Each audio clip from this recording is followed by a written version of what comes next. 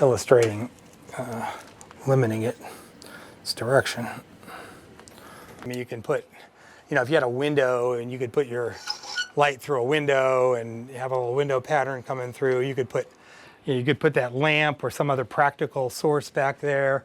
Many things you could do, and even changing the set, taking that reflective piece of metal and putting it in there would change the contrast. It needed to be at 120 frames a second, and I was going to try to get, some high-speed thing like water splashing, 120 frames a second, and now I'm letting 1/4 of the light in, shutter speed wise, and going down to an f11 from a 1.4, I'm letting 1/85th the light in. So I have a massive amount more light in there. So now you're going to need that light instead of that light, for that kind of a usage. But when it's off of the light, you can bring it as close to the wall as you want and get a much sharper line, so you can get a really hard line. So if you wanted a real defined shadow.